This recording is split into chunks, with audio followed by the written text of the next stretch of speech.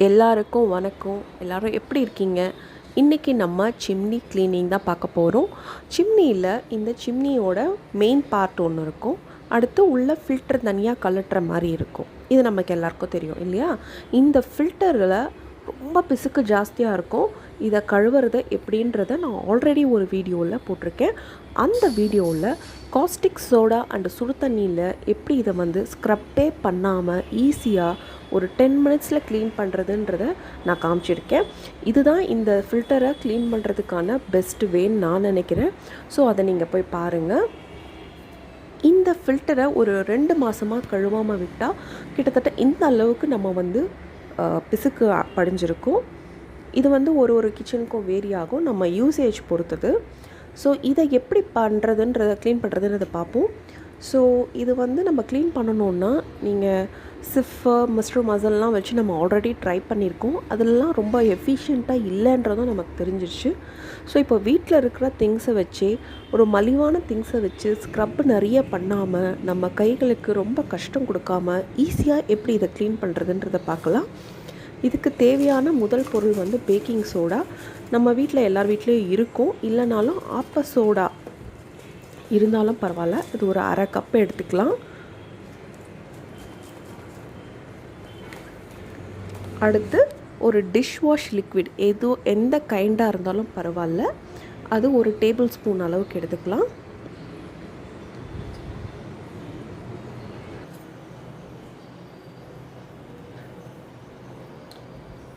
அடுத்து synthetic vinegar இருக்கும் நம்மக்கிட்ட, அதை எடுத்துக்கலாம். அதுக்கு முன்னாடி இதை முதல்ல நல்லா பேஸ்ட் மாதிரி மிக்ஸ் பண்ணிக்கலாம். இந்த சிந்தட்டிக் வினிகர் நம்ம சிக்கன் வாஷ் பண்ணுறதுக்கு, ஃபிஷ் வாஷ் பண்ணுறதுக்கெல்லாம் ஆல்ரெடி வீட்டில் வச்சுருந்துருப்போம். ஸோ இது ஒரு பாட்டிலே பார்த்திங்கன்னா 20 ருபீஸ் தான் இருக்கும்.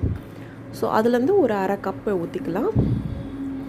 இது ஊற்றின உடனே இது ரெண்டும் மிக்ஸ் ஆகி ஒரு ஃபோம் மாதிரி வரும், பயங்கரமாக நுர வரும். இந்த ஃபோமை அப்படியே எடுத்து நம்ம சிம்னி மேலே ஒரு ப்ரெஷ்ஷை வச்சு நம்ம அப்ளை பண்ண போகிறோம். நான் எத்தனையோ விதத்தில் நான் க்ளீன் பண்ணியிருக்கேங்க. பட் எனக்கு தெரிஞ்சு ரொம்ப ஈஸியாக குயிக்காக முடிஞ்சது பார்த்திங்கன்னா இந்த வழியில் தான். ஏன்னா இது க்ரீஸை போட்ட ஒரு 10-15 நிமிஷத்தில் மெல்ட் பண்ணி க்ரீஸ் எல்லாம் உருகி வர மாதிரி ஆயிடுச்சு.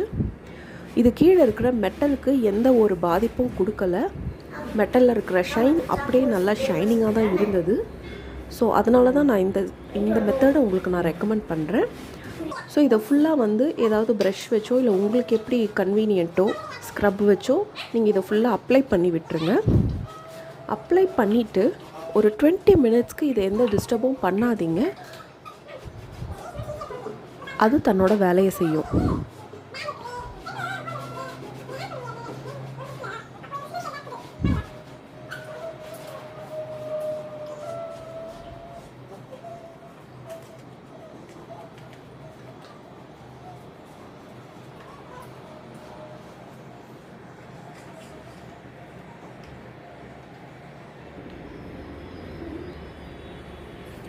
இப்போ ஒரு 20 மினிட்ஸ் ஆயிடுச்சு.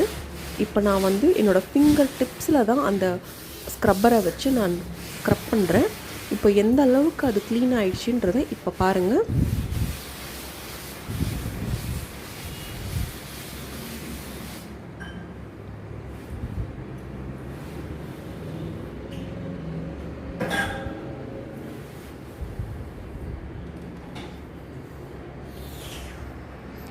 பார்த்திங்கன்னா அந்த மெட்டலோட ஷைன் வெளியில் தெரிஞ்சிருக்கும். ஸோ அது மேலே இருந்த க்ரீஸ் எல்லாம் போயிடுச்சு. ஸோ இதே மாதிரி ஒரு மைல்டான ஸ்க்ரப் ஃபுல்லாக கொடுத்துட்டு நான் வைப் பண்ணி உங்களுக்கு காட்டுறேன் பாருங்கள்.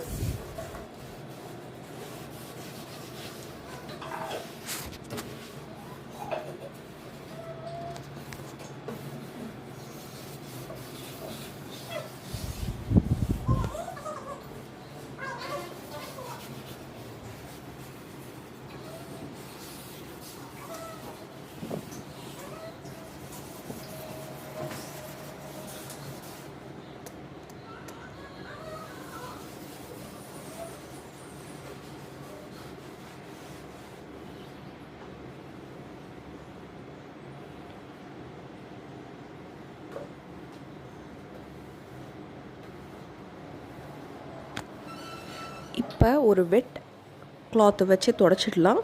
வெட் கிளாத்தில் தொடச்சதுக்கப்புறம் ஒரு ட்ரை கிளாத்தை வச்சும் தொடச்சிட்டோம்னா நல்லா ஷைனிங்காக இருக்கும்.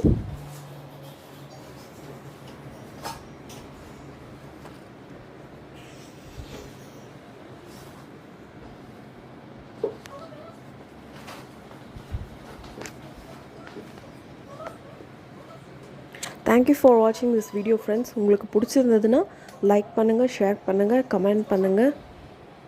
இந்த மாதிரி நிறைய வீடியோஸ் வேணும்னு நினச்சிங்கன்னா கமெண்ட் செக்ஷனில் சொல்லுங்கள், நான் உங்களுக்கு ட்ரை பண்ணுறேன்.